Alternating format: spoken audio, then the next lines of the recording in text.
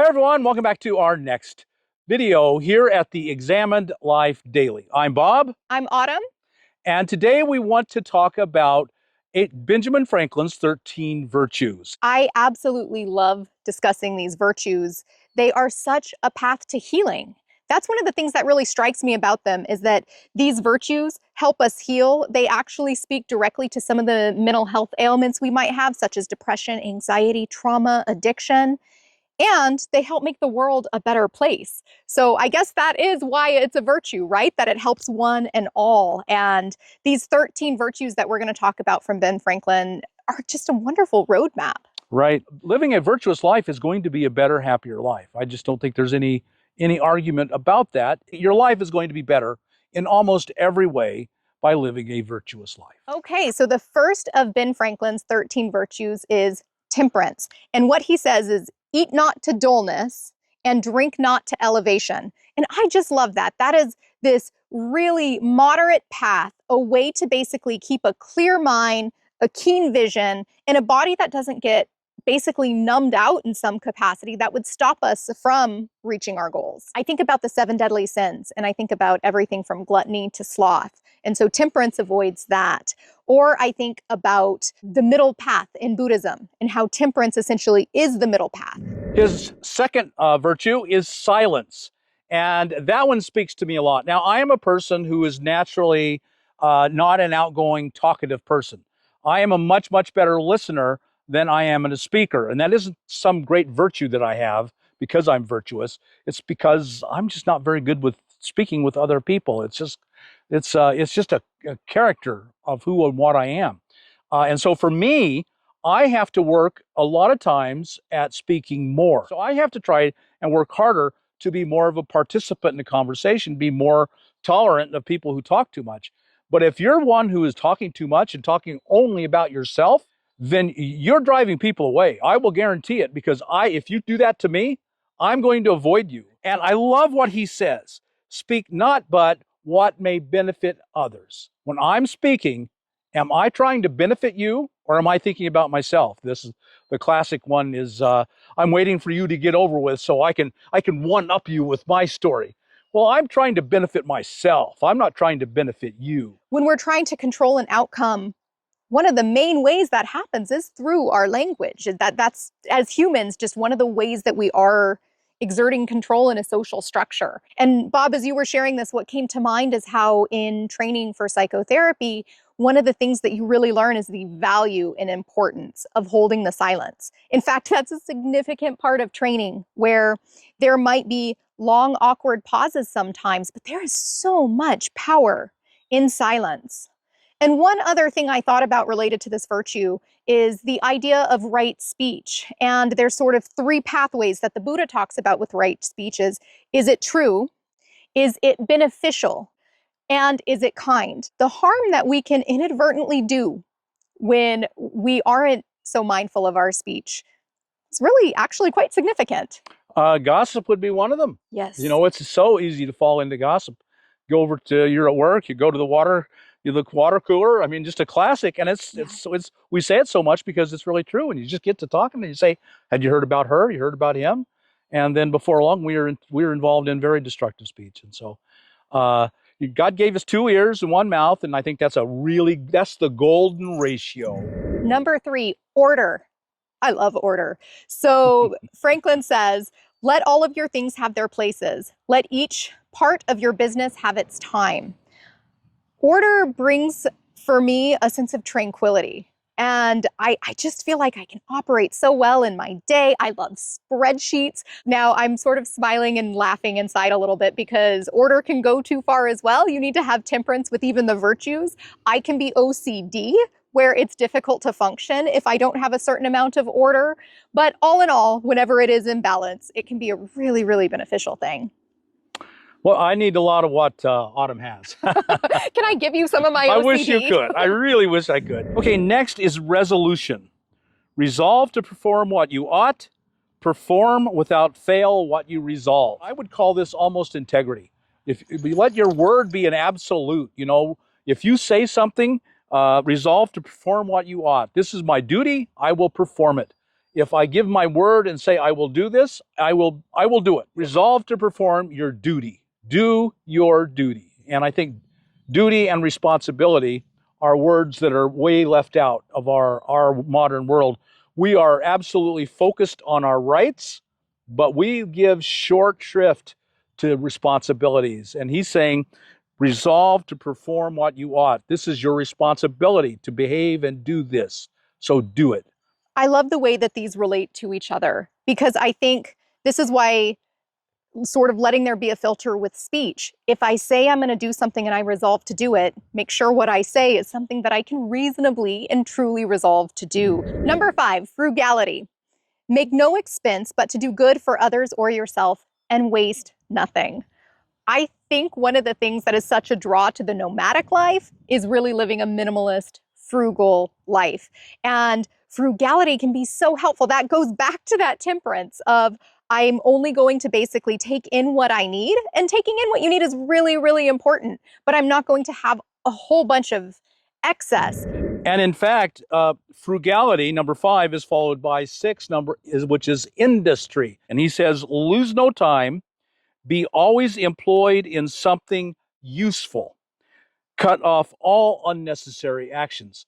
And so basically this is about work. He applied this a lot to his work life. And I think that word useful is so, so important, that whatever you're doing in your life, it's useful to yourself and it's useful to others. The Puritan work ethic was driven home hard to Benjamin Franklin, and that's really what we're seeing here.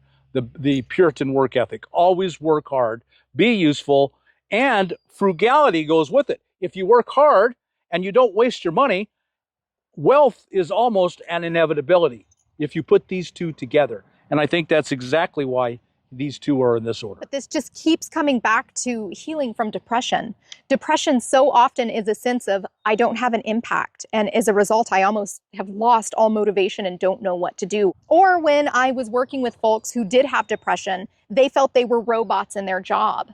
And so if that's the case for you, I just think about, one, maybe seeking another job, which is far easier said than done, or finding ways to bring these virtues into the work you have, while perhaps you aim toward work that you truly feel is going to be of benefit. Because if you're just going through robotically through something that you don't think is actually beneficial, that right there is a recipe for depression. And he was so devoted to doing something useful, his whole life he was in public service. So let me give you some ideas of things that he accomplished in his life there in Philadelphia, Pennsylvania. He started the first library in Pennsylvania. He started the first hospital. He started the first fire department there in Philadelphia. He started the first college there in Philadelphia, the College of Philadelphia, I think it was called. Today, that college that he started is the University of Pennsylvania, one of the great universities in the nation. When he spoke his life of virtue, his words carried so much weight that no matter what side of any dispute you were on, you would listen to him, because he was a man worth hearing. He was wise, he was good. And so everyone wanted to know what he did. And if he said, this is good, they said, okay. I had no idea he did all of these things. Yeah, he was an incredible human being. Yeah. Okay. Number 7, sincerity. Use no hurtful deceit. Think innocently and justly. And if you speak, speak accordingly. And what I hear is, don't lie. So no hurtful deceit. Think innocently and justly. And if you speak, speak accordingly. So I think really it's a matter of your speech patterns, that you're not deceiving, you're being very honest and truthful and loyal in all of your speech. And there's something really powerful in think innocently and justly. When I read that, I think to myself, the innocence is, I'm going to see the best in people and assume that is maybe the first impression. But justly is, I'm not going to have my head in the sand in maybe a naive denial. And so there will be accountability, but at the same time, there is going to be a sense that you are good. You're a good human. Right, yes. I think that is a big part of it, and that's why you treat everyone well. Justice. Number 8 is justice. Wrong none by doing injuries or omitting the benefits that are your duty. Again, he's back to duty here. You have an obligation to not just fail not to hurt people, don't hurt people. That's the absolute minimum standard to live by. Don't do injury, but then you have a duty to do all the good you can. That kind of reminds me of this quote that I love. It says, do all the good you can to all the people you can, as often as you can, whenever you can. And that's what he's saying here. Be a person who does good and does not harm others. It's your duty, it's your responsibility. Number 9, moderation. Avoid extremes, forbear resenting injuries so much as you think they deserve. I also hear, don't be entitled. Entitlement is so painful. It's the root of so much harm for the self and for others. And I love that I'm hearing even 12-step in this, because 12-step is such a huge focus on identify your resentments and then take responsibility for them. The Buddha's middle way. That's really what all of these are about. Finding that middle path, avoiding the extremes. 10, cleanliness. Tolerate no uncleanness in body, clothes, or habitation. He was apparently pretty OCD about cleanliness, and it was a pretty big deal to him. And I am not. I'm not one. This is one I need to work towards and not have accomplished in any way, shape, or form. I think being a nomad, you've got to have a completely different attitude towards cleanliness. Mm-hmm. My door is open. If I'm either asleep or there's bad weather, or my door is open, and I live here. This is where I live, or in the desert, or my dogs were dragging in dirt, and I'm dragging in dirt, and I don't live as cleanly a life as he would accept. So this is one I'm going to have to take some temperance in. It is interesting, as a nomad, my tolerances and standards of cleanliness really had to change, both when I was a nomad myself and had to accept that there was going to be more dirt in my environment than I wanted, but then especially once I got a dog, that was a hard one. Yeah. All right, so number 11, tranquility. He said, be not disrupted at trifles or accidents common or unavoidable. What comes to mind with that is the importance of accepting reality as it is. This may not be exactly what he meant, but I just thought about how we get sick, we experience old age, and we experience death. And those are the most natural, common things. That's actually what the Buddha talks about as a trajectory of life, that you get sick, old, and die. And when I think about tranquility, it's like, okay, these things are going to happen, so I'm not going to be devastated with reality. You know, one of the things I love about Benjamin Franklin is how much he is like the Stoic philosophy. There's so much of Stoicism in all of his writings and in the way he lived that I thought he must have directly studied them, and I researched that, and I could not find it. But everything I looked up said is, yeah, he's living the Stoic philosophy perfectly. And this is really one of them, the idea of tranquility. The Stoics had a part of their philosophy was something they called amor fati, which amor is love and fate is fate. And they said, love fate. Whatever befalls you, accept it, and don't just accept it, embrace it. This is what fate has allotted for your life, and somehow it is a good thing. And so I think that's exactly what he means here. Accidents, common or unavoidable, things are going to happen into your life, and you just need to ride through them and accept them and embrace them, handle them with the best attitude that you possibly can, and go on with your life. And I think this is an extremely Stoic principle. Long ago, I read many years ago, this is decades old book now, a book called Don't Sweat the Small Stuff, and It's All Small Stuff. I really love that book. It's a great book. And this is it. It's all small stuff. It is all small stuff. And if you can develop that attitude in your life, in your heart, and really make it real, and bad things happen. Bad things happen. And you're going to be hurt. You might be devastated. You're not going to be tranquility in some of those things. But if you can always have that as a foundation stone, that after the storm has passed, you come back to it, and you can always see it and know you're going to move towards it. This tranquility, your life will be so much better. It will be so much better, as well as the lives of others around you. So you can be even in the middle of a crisis and still have a certain tranquility, because I think tranquility really brings together a combination of acceptance and efficacy. And number 12 is chastity. Yeah, he doesn't say much about that. I got a word. Yeah, which actually really surprised me. I guessed, is that the most maybe way to express chastity, not even speak to it? Looking into how this relates to the 7 deadly sins, I think, that is essentially saying lust. Be aware of lust. Be aware of all the harm that can come from lust. And chastity is really putting temperance on that. I just think it's kind of appropriate that not a single word about chastity. I guess the assumption there is you know what it is and you do whatever you want with it.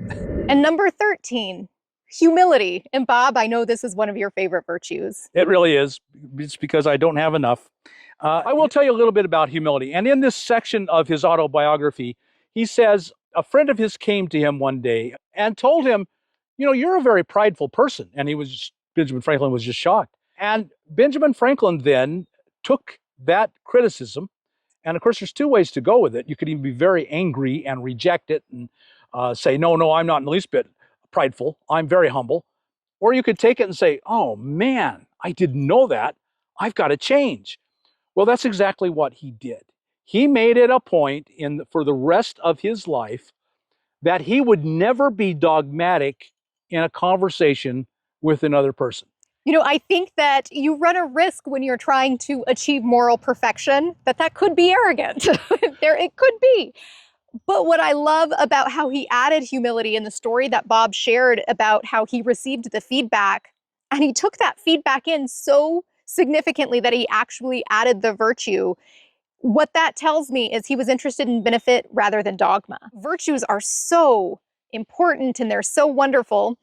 And if we are morally perfect, nobody is besides Jesus, And so if we are morally perfect, would you want to hang around somebody morally perfect?